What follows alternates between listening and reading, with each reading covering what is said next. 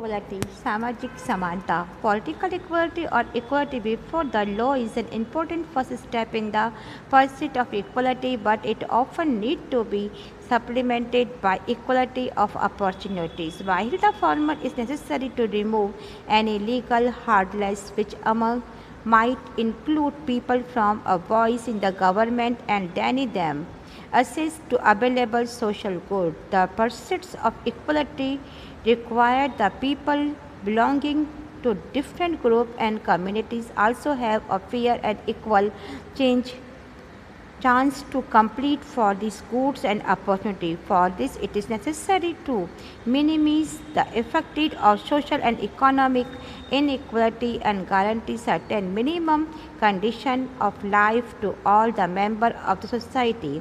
Adequate health care, the opportunity for good education, adequate nourishment, and a minimum wage, and among other things. In the absence of such facilities, it is exceedingly difficult for all the members of the society to compete on equal terms. Where equality is opportunity does not exist, a hug pool of potential talent tend to be wasted in the society. कि सामाजिक समानता, political equality या फिर समान justice अधिकार देने का लक्ष्य को प्राप्त करने की दिशा में फर्स्ट स्टेप था। इसके साथ ही अपॉर्चुनिटी की इक्वलिटी देना भी इम्पॉर्टेंट बात था। तो पॉलिटिकल इक्वलिटी की ज़रूरत उन रेस्ट्रिक्शंस को दूर करने में है जिन्हें कि बिना दूर के लोगों को गवर्नमेंट की बात को रखना और उन्हें पहुंचाना, ऐसे ही रिसोर्स तक पहुंचना पॉसिबल नहीं होगा।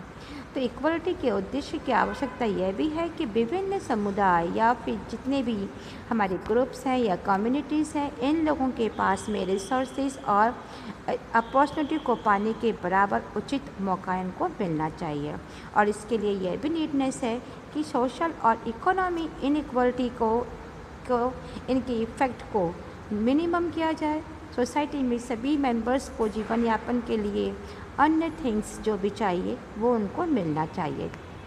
अच्छी शिक्षा पाने के अवसर उनको मिलने चाहिए, अच्छा खाना मिलना चाहिए और मिनिमम इनको वेतन भी मिलना चाहिए। कुछ ऐसी चीज़ों की गारंटी भी ज़रूरी है कि इन सुविधाओं के अभाव में समाज की सभी मेंबर्स के लिए समान शर्तों के अंदर जो कॉम्पिटिशन की भावना है ये पॉसिबल नहीं रहे।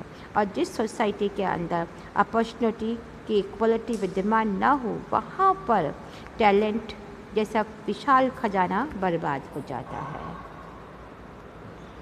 Now, in India, a special program regarding equal opportunities come to just from the lack of facilities, but from some of the custom which may privilege in the different part of the country or among different group. Women, for instance, may not enjoy equal right to inheritance in the some group, or other may be social prohibitions regarding their taking part in the certain kind of activities, or they may even be discouraged from obtaining higher education. The state has a significant role in such matters. It should make a policies to prevent discrimination or harassment of the women in public place or employment, to provide intensive to open up education or criteria professional to women to other such measure. But social group or the individual also may a role to play in raising awareness and supporting those who want to exercise the right.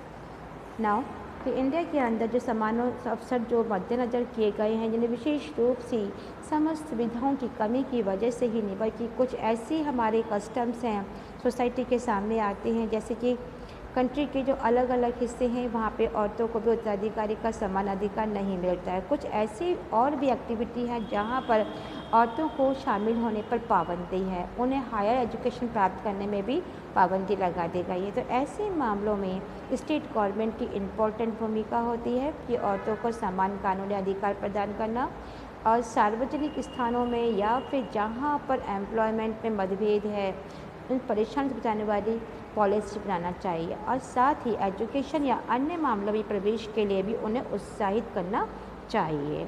तो लोगों में जागरूकता बढ़ाने और इन अधिकारों का प्रयोग करने को समर्थन देकर भी राज्य अपनी भूमिका को निभा सकता है।